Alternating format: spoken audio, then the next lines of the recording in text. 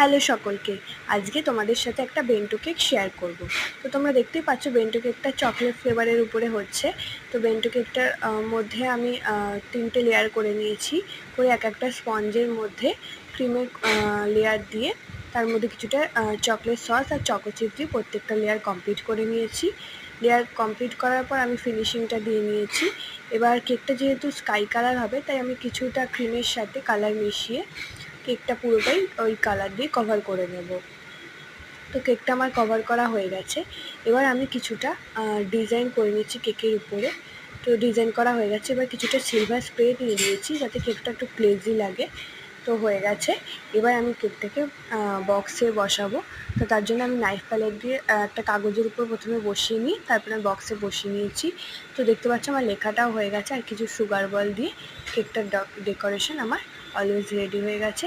তো